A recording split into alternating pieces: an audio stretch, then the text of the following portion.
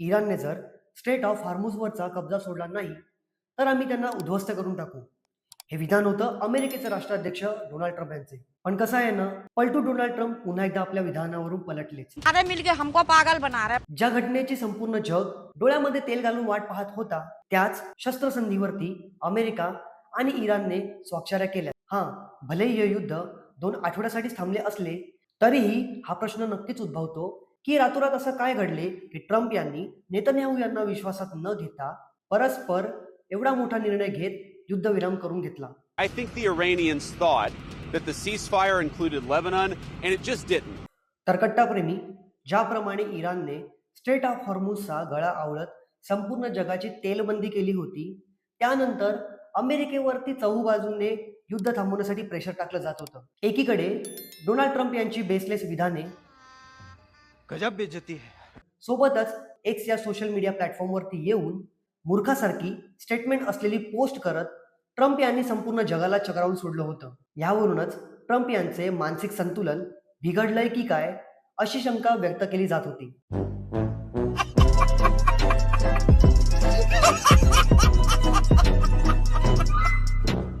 असो, कागदोपत्रिका होईना हे युद्ध थोड्या वेळासाठी तरी थांबल्याचं दिसून येत आहे. अर्थात ऑन ग्राउंडवरती जे काही होत आहे ते बघता ह्या युद्धाची भविष्यातली स्थिती काय असणार आहे हे जाणून घेण्यासाठी, सोबतच आपला वात्रट शेजारी असलेल्या पाकिस्तानची ठासण्यासाठी मी मयूर घेऊन आलोय तुमच्यासाठी अजून एक एपिसोड आपल्या हक्काच्या कट्ट्यावरून, ज्याचं नाव आहे नॉलेज कट्टा.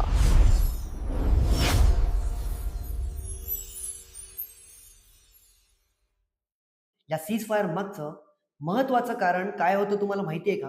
बोलो बोलो, टेल. चला सांगतोच. संपूर्ण जगामध्ये कटोरा किंग म्हणून प्रसिद्ध असलेल्या, जब मैं आया हूं तो आप समझेंगे शायद ये मांगने आया है. मैं मांगने नहीं आया, लेकिन मजबूरी है.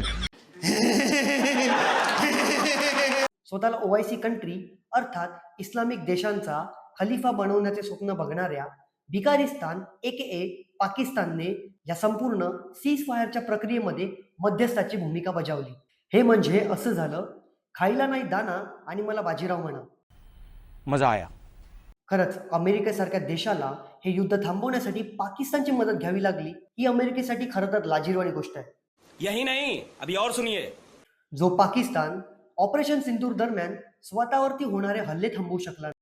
भारताने जेव्हा त्यांच्यावरती आक्रमण केलं तेव्हा हाच पाकिस्तान पळत पळत जाऊन अमेरिकेच्या पाया पडू लागला होता की त्यांनी भारताला समजवावं आणि हे युद्ध थांबावं.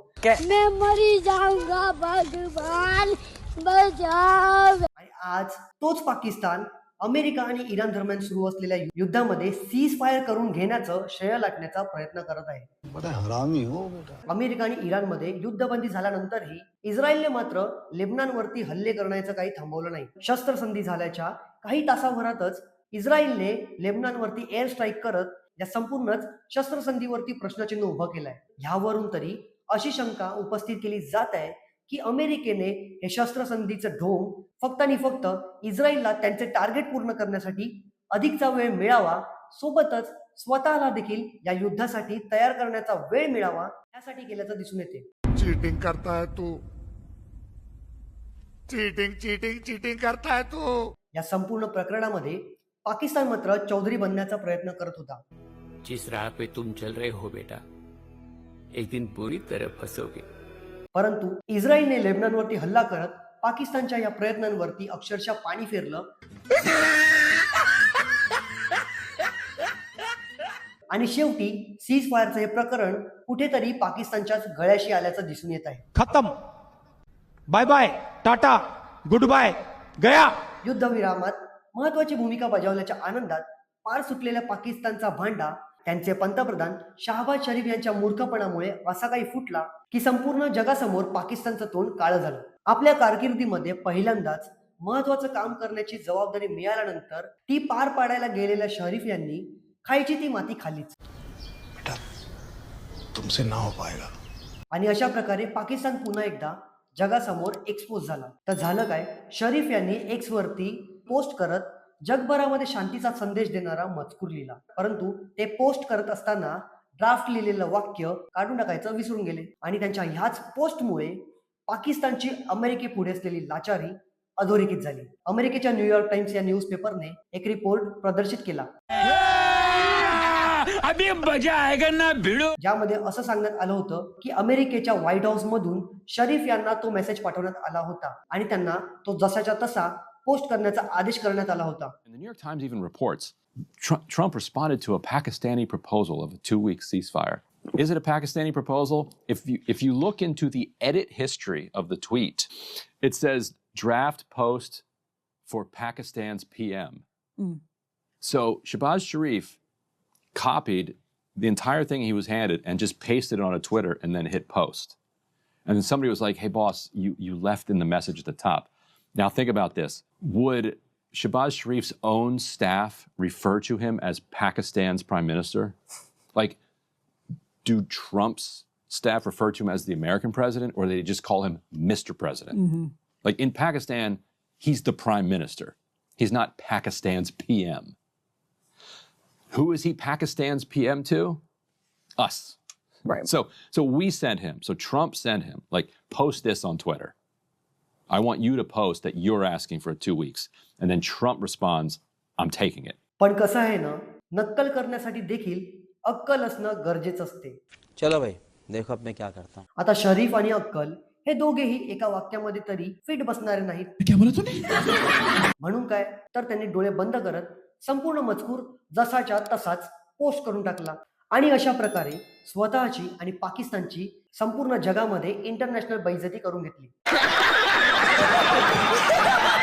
सगळीकडे पुढे पुढे करण्याच्या स्वतःच्या घाण सवयीचा पाकिस्तानला आज फार मोठा फटका बसल्याचं दिसून येत आहे. सुरुवातीला त्यांनी या युद्धामध्ये इराणला सपोर्ट केला होता. या कारणामुळेच संपूर्ण इस्लामिक कंट्री पाकिस्तानवरती भडकल्या होत्या आणि याचा परिणाम असा झाला की युएई, ज्याने त्यांना काही वर्षापूर्वी 3 बिलियन अमेरिकी डॉलरचं कर्ज दिलं होतं, आज तोच युएई संपूर्ण कर्ज परत मागत आहे. मित्रांनो, पाकिस्तानच्या फॉरेक्स रिझर्व्ह मध्ये जवळपास 16 बिलियन डॉलर्स आहेत. त्यापैकी 12 बिलियन डॉलर्स हे त्यांना भीक कर्जाच्या स्वरूपामध्ये मिळाले आहेत. त्यामुळेच पाकिस्तान ह्या रकमेचा वापर करत कोणत्याही दुसऱ्या प्रकारचं कर्ज फेडू शकत नाही. अशातच पाकिस्तानमधले काही जिओ पॉलिटिकल एक्सपर्ट असे देखील म्हणत आहेत की पाकिस्तानने युएईचं कर्ज परत करून टाकावं. मुझे बड़ी खुशी है कि पाकिस्तान ने बड़ा सही फैसला किया है कि फौरी तौर पर, क्योंकि हमारे यूएई के भाइयों को मजबूरन बेचारे उसको जरूरतमंद हैं, उनकी जरूरत है, तो हमने कहा कि उनके जो कर्जा लिया था कई सालों से वापस कर रहे हैं. और वैसे भी हमने यूएई की हमेशा मदद की है. जिस दिन से वो मुल्क बना है, उस मुल्क को बनाने में पाकिस्तान का किरदार है यूएई को. तो उन बेचारों ने वैसे भी ये फंसे हुए हैं, इस वक्त मजबूर हैं. उन्होंने $1.5 खरब दिया है ट्रम्प को. उनकी और जंगों में फंसे हुए हैं, कोई यमन में भी, कभी सूडान में भी. तो हमारा फर्ज बनता है उनकी मदद करें उन बेचारों. पण मित्रांनो, जरी पाकिस्तानने हे 3 बिलियन डॉलर्स युएईला परत केले तर त्यांच्या एकूण फॉरेक्स रिझर्व्ह मधलं तब्बल 18% रिझर्व्ह एक क्षणार्धामध्ये संपुष्टात येईल,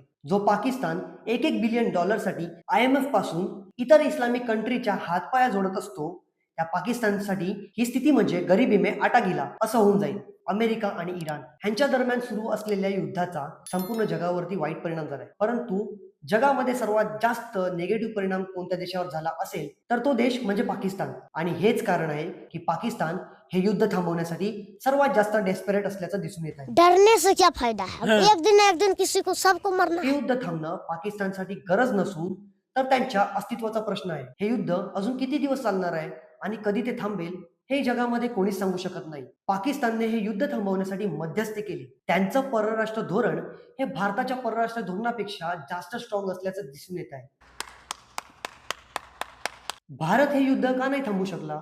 भारतीय फक्त मोठे मोठे विधानं करू शकतात. यासारख्या असंख्य स्टेटमेंट सध्या आपल्याला फॉरेन मीडियावरती पाहायला मिळत आहेत. अर्थात असं सर्व होणार तर ह्याची मला खात्री होतीच. त्याकरता मला ह्याचं काही आश्चर्य वाटलं नाही. परंतु मला एका गोष्टीचा भयंकर राग आलेला आहे, ती म्हणजे या सर्व स्टेटमेंटना उचलत आपल्याच काही नेत्यांनी या युद्धामधल्या भारताच्या भूमिकेबद्दल प्रश्नचिन्ह उपस्थित केलं आहे. एवढंच नव्हे तर तोंडाला येईल अशी विधानं करत स्वतःचं दीड दमडीचं राजकारण चमकवण्याचा प्रयत्न केलेला आहे. अशा सर्व नेत्यांना बघितल्यानंतर असं वाटते या सर्व नेत्यांना लाद मारून भारताच्या बाहेर हाकलून दिलं पाहिजे.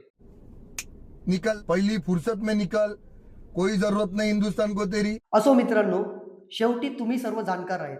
त्यामुळे कोणावरती विश्वास ठेवावा आणि कोणावरती ठेवू नये ह्याची जाण तुम्हाला नक्कीच आहे. या युद्धाच्या कठीण परिस्थितीमध्ये एक भारतीय म्हणून आपल्या देशासोबत सर्व भारतीयांसोबत एकजुटीने उभे राहणे हे फक्त आपलं कर्तव्य नसून तर वेळेची गरज बनून राहिलेलं आहे. त्यामुळे मी संपूर्ण भारतीयांना एक विनंती करू इच्छितो की कोणत्याही भूलथापांना बळी पडू नका आणि कोणताही व्हॉट्सअप मेसेज आला तर त्याला फॉरवर्ड करण्याच्या आधी एकदा नक्कीच तपासून बघा. तुर्तास इथेच थांबतो. तर मित्रांनो, असा होता हा आजचा आपला एपिसोड. मित्रांनो, व्हिडिओ कसा वाटलाय हे मला तुम्ही कमेंट बॉक्समध्ये कळवायला विसरू नका. व्हिडिओ आवडल्यास आपल्या चॅनलला सबस्क्राईब करा, ही बेल आयकॉन दाबा, जेणेकरून माझ्या पुढील प्रत्येक व्हिडिओचं नोटिफिकेशन तुम्हाला वेळोवेळी मिळत राहील. व्हिडिओला लाईक करायला, शेअर करायला विसरू नका. तर भेटूया पुढच्या व्हिडिओमध्ये.